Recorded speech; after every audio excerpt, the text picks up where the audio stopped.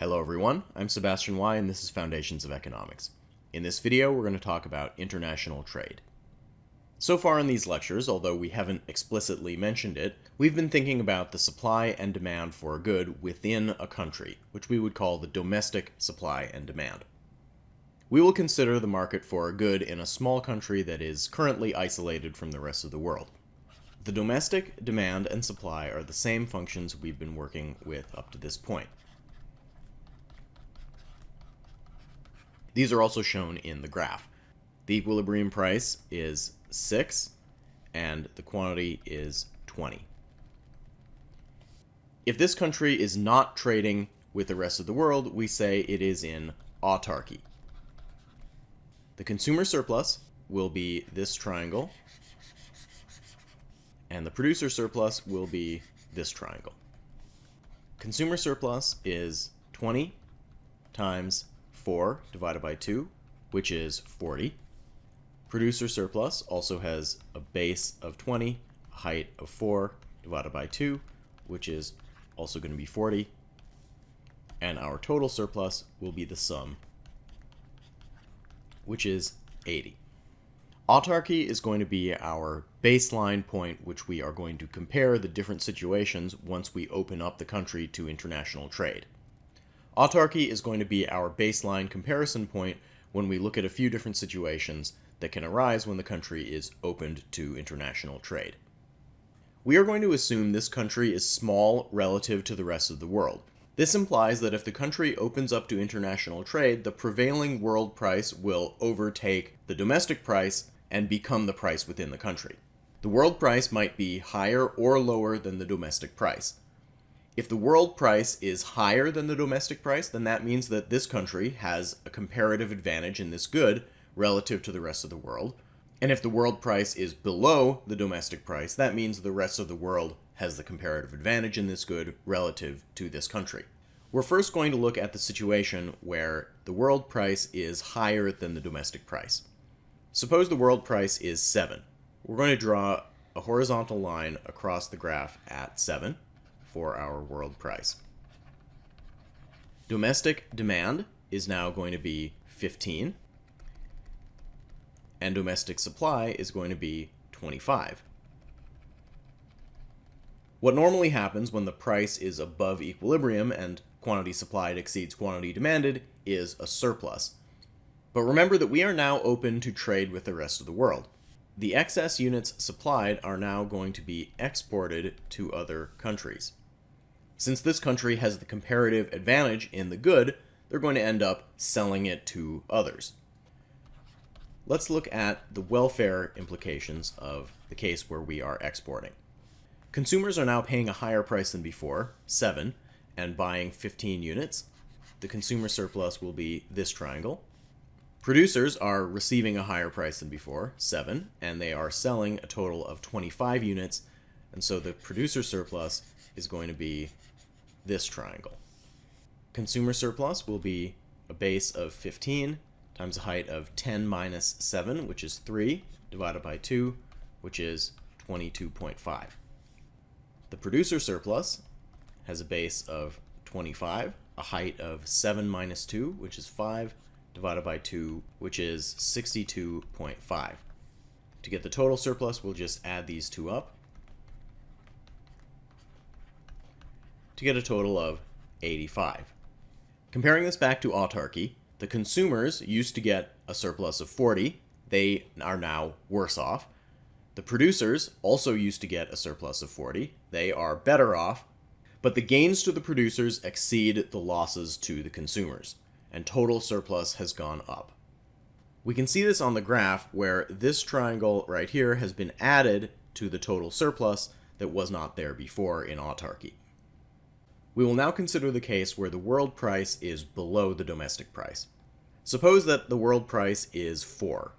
We'll draw a horizontal line across the graph. The domestic quantity supplied is now going to be 10. The domestic quantity demanded will be 30.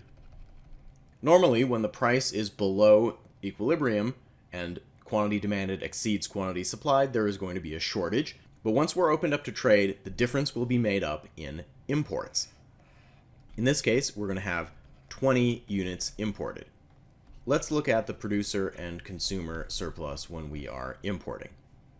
Consumers are now paying a lower price of 4 and are going to consume 30 units. And our domestic sellers are going to be receiving this lower price of 4 and supplying only 10 units. Consumer surplus will be 30 times a height of 10 minus 4, which is 6, divided by 2, which is going to be 90. The producers will get a base of 10 times a height of 4 minus 2, which is 2. Divide that by 2, and we get 10. The total surplus is now going to be 90 plus 10, which is 100. When the country is importing, the domestic consumers will be better off, but the producers will be worse off. However, the gains to consumers exceed the losses to producers, and we get an increase in total surplus. Compare this back with autarky, where both the consumers and the producers had 40 surplus for a total of 80. On the graph, we can see that this triangle right here is the added surplus relative to autarky. We've seen from both examples that opening up to trade is always a net benefit for the country. Total surplus is always going to go up, whether the country is importing or exporting. However, this always does come at the expense of one of the two sides of the market. When exporting, consumers are worse off, and when importing, producers are worse off. So even though the country as a whole is better off, not everyone within the country is better off. Because of this, those are the people who are going to be resistant to opening to trade. This is particularly common in the case of importing, where industry groups are going to oppose international trade. It's important to remember, though, that a country that is importing one good is probably exporting another good, which they do have the comparative advantage in, and in the long run, resources within the country are going to shift over to the production of those goods. However, the producers of the goods that are being imported might also push for a tariff. To analyze a tariff, we are going to continue assuming that the world price is 4. A tariff is a tax on imported goods. We're going to consider an example where the tariff is 1 per unit. This effectively raises the price within the country by 1.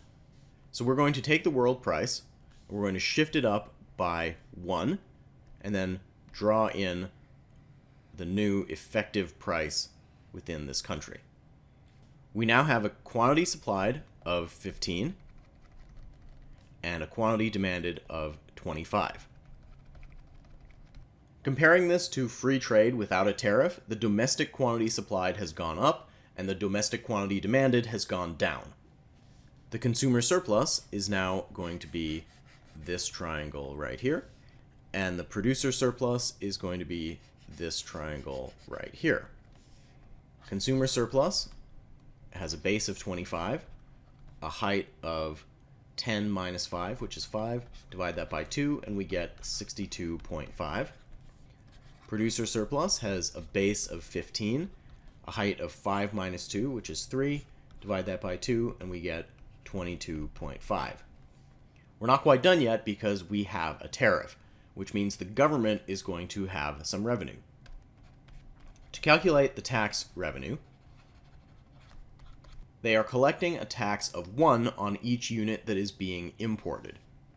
25 units are being consumed domestically, but only 15 are being produced, so the difference has to be made up in imports. 10 units are being imported at a tax of 1 per unit, so we get a total of 10. On the graph, it's just going to be this box right here. These three together are going to make up our total surplus. 62.5 plus 22.5 plus 10 is 95. Comparing this back to free trade, when the world price was 4, we had a total surplus of 100. The consumers are now worse off compared to that. Consumers had a surplus of 90, so they are worse off, but the producers, who had a surplus of 10, are now better off. Society as a whole has lost 5 surplus. Just like a regular domestic tax, a tariff is going to cause a deadweight loss. On the graph, we can see that the deadweight loss is these two triangles right here. If we look at the entire colored-in region on the graph, this is now the total surplus without the tariff. To calculate the deadweight loss, we're going to calculate the area of those triangles, which each have a base of 5, a height of 1, and so area we divide by 2, but there's going to be 2 of those. That's going to add up to 5.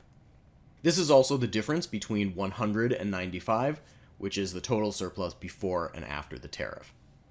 Because of the efficiency gains, economists tend to support free trade and oppose tariffs. There are a few other benefits associated with free trade, which can include a free flow of ideas across two countries, which can involve technology. There's also an argument to be made when importing about variety of goods. Wine from France and Italy and other countries is a good example of this. When countries specialize in the goods they have the comparative advantage in, we've already shown that there can be efficiency gains from doing so. They can additionally benefit from economies of scale from producing a larger amount of output. We'll talk about what that means in a future video.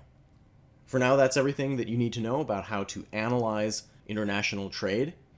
If you have any questions, feel free to let me know. Thanks for watching.